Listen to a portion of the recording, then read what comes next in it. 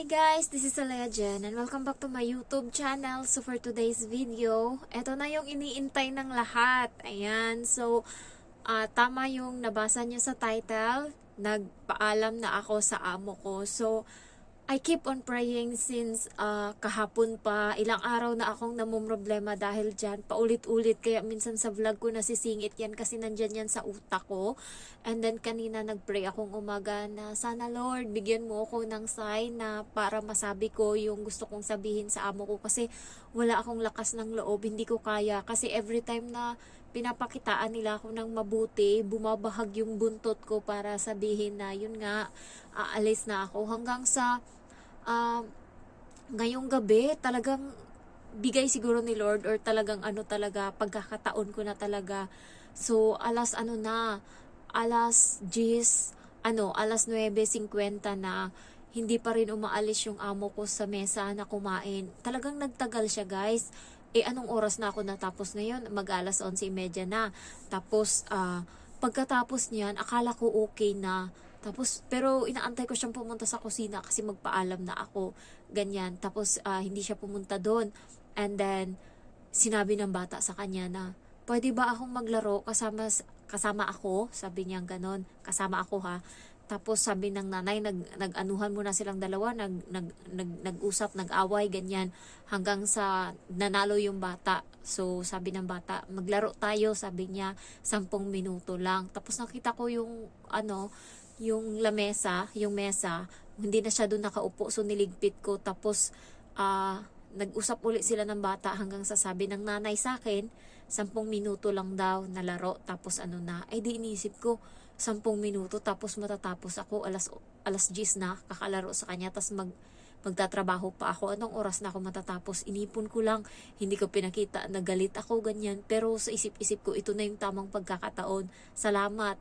Imbis na kung mga ibang araw yon, tapos ginawa yun sa akin, siguro magagalit ako, siguro sisimangot ako, mainit ulo ko. Pero kanina masaya ako kasi thank you ha, kasi binigyan niyo ako ng pagkakataon or ng na rason para naiwanan kayo. Yun yung nasa isip ko. So nilaro ko yung bata hanggang sa lumapit yung nanay doon sa pinaglalaroan namin. Tapos sabi niya sabi niya, yung lulutuin bukas ganto sa umaga, ganyan. Tapos, pagkatapos niya sabihin yon, nagsorry ako sa kanya. Sabi ko, pasensya na mama. Sabi niya, bakit? Sabi niya ganun. Sabi ko, aalis na ako dito. Magpapaalam ako sa'yo na aalis na ako. Tatagalogin ko lang, hindi ako mag-English ha. Tapos, biglang namula yung mukha niya. Sabi niya, bakit? Ano nangyari? Sabi ko, mag-aasawa na ako. Sabi niya, ha?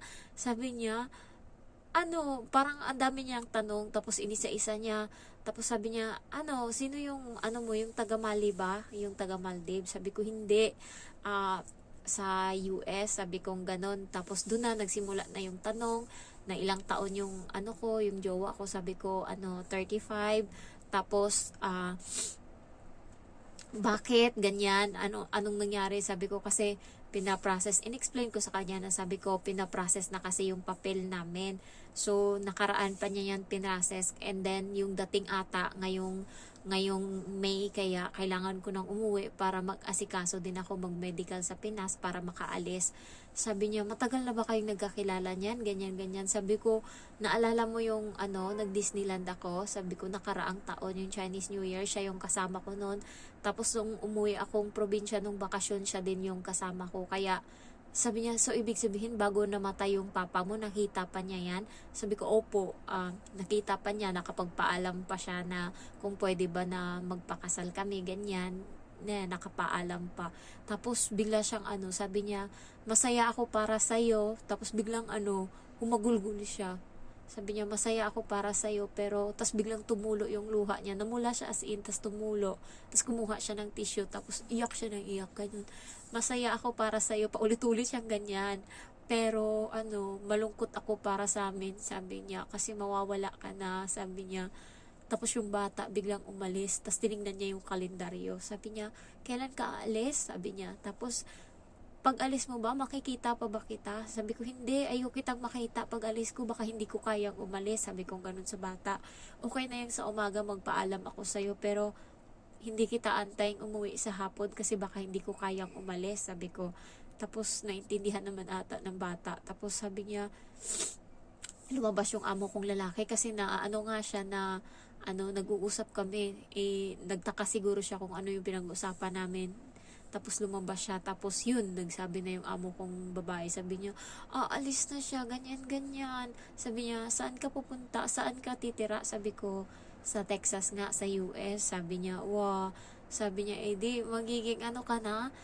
Sabi niya, US citizen pala yung ano mo, yung magiging asawa mo. Sabi ko, oo. Sabi niya, wow. Alam niyo guys, ano sila, kunwari lang galit na galit sila or galit sila sa Amerika, pero dream nilang makapunta doon kasi tuwang-tuwa sila kanina alam mo yung parang ano sila na alam mo yun, ano sila, gustong-gusto nilang pumunta ng Amerika, parang yun yung ano, kaya may libro yung amo ko dito ng about sa Amerika kaya sabi nila, wow, swerte mo naman, makapunta ka doon, doon ka natitira, sabi niya, masaya ako para sa'yo. Tapos pero yung amo kong babae umiiyak siya, tapos sinaway siya ng amo kong lalaki, ano ba, bakit ka umiiyak, parang ganon sa salita nila. Tapos sabi niya, hindi ko mapigilan parang ganon. Tapos biglang namula din yung mukha ng amo kong lalaki. Sabi niya, oo nga Jen, masaya kami para sa'yo kasi yun nga, ano ka na, tamang edad ka naman na, sabi niya, kaso malungkot nga kami kasi ikaw yung pinaka nagustuhan namin, nakatulong sa lahat, sabi niya. Lalo yung amo kong babae kasi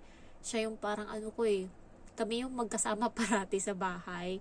Kahit minsan may topak siya, pero most of the time, talaga kami nag-uusap. Kasi pinaglulutuan ko yan siya kada tanghali. Tapos, halos kami dalawa yung magkasama parati pagka wala yung bata, dalawa lang kami. Kaya siguro mamimiss niya ako. Kaya kanina, naawa ako, baka bukas paggising nun, pa yun, maga pa yung mata. Kasi iyak siya ng iyak. Tapos ako nga, pinipigilan ko yung luha ko na hindi umiyak niyayakap ko yung bata. Tapos siya talagang nakaharap siya sa akin. Tapos sinasaway na siya ng amo ko kasi namumula na yung ilong niya, tapos yung mata niya. Sabi niya, ano ba yan? Sabi niya, sabi ko, pasensya na mama, sorry talaga. Sabi niya, okay lang yun, at least kailan ka alis? Sabi ko, sa March 13, sabi ko ganun. Sabi ko, at least kahit paano makakuha ka pa ng katulong. Alam nyo guys, hindi sila galit. Akala ko, magre-react sila ng masama. Hindi, masaya sila sa akin. Masaya sila, na malungkot nga lang kasi nga alis ako. Pero, thank you sa mga subscriber ko na nagsabi sa akin kung ano yung gagawin ko, kung ano yung anuhin ko para makapagpaalam ako kasi wala talaga akong mairarason. So yun, tanong sila ng tanong, kaya para hindi na sila magtanong, pinakita ko yung picture naming dalawa. Buti nga hindi ko to inuwi ng Pinas Pinakita ko yung picture naming dalawa. Ayan, tapos nakita nila, sabi nila, mabait daw, sabi niya, mukhang sobrang bait daw, inang mukha, sabi niya. Sabi ko, mabait talaga yan, wala kang makuha, puro lang yan siyang ngiti, sabi ko. Sabi niya, swerte mo naman, tsaka kayong dalawa, bagay kayo, sabi niya.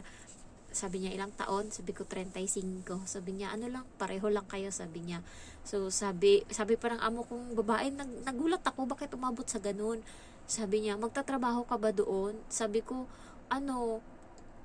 hindi pa muna ako makapagtrabaho pagdating doon kasi magpapakasal kami, tapos asikasuhin pa yung green card ko.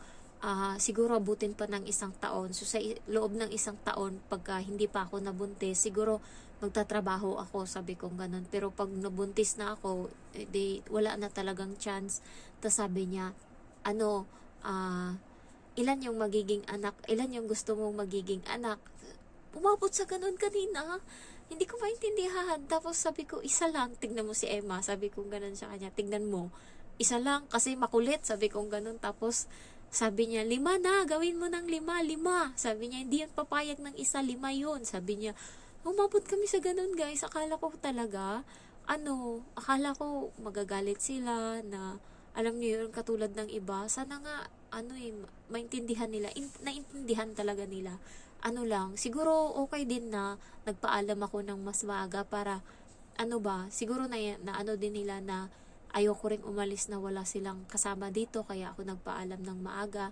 Siguro na din ang amo ko na kahit papano hindi naman ako naging selfish. Ayan. So yun, thank you Lord kasi nagawa ko. Kasi, ano ba, tagal ko tong pinoproblema. At least, parang pagkatapos nito nakahinga na ako, okay na ako, ganyan.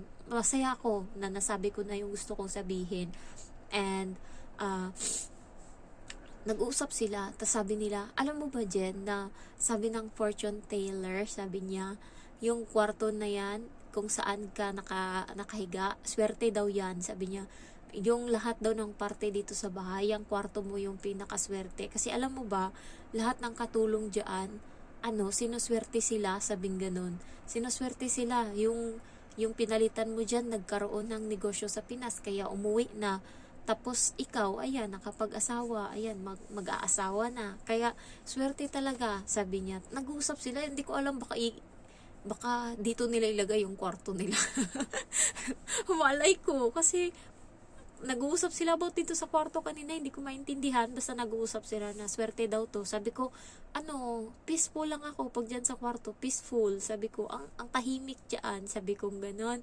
Tapos, ayun lang, hindi ko lang alam kung swerte tong kwarto, baka paniniwala lang nila. Pero sa akin, kaya feeling ko kaya umaalis yung mga katulong dito kasi ang inaano na lang talaga nila, ini-excuse na may na successful na sa Pinas, ganyan, nakapag-ipon na.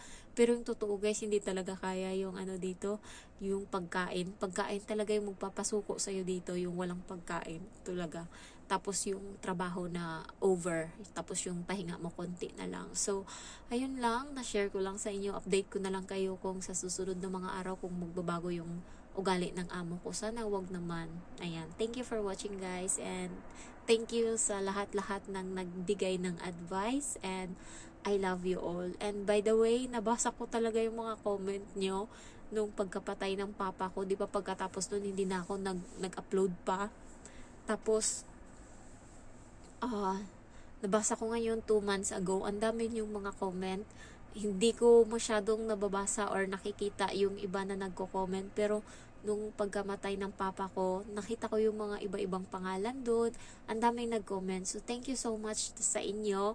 Alam ko nanonood kayo, hindi lang kayo nagko-comment. And nung time na yun na nasa pinaka-down ako na part ng buhay ko, is nandyan kayo to cheer me up. I love you all and thank you so much. Hindi ko alam kung saan ako dadalhin ng kapalaran ko, pero samahan nyo na lang ako sa journey ko.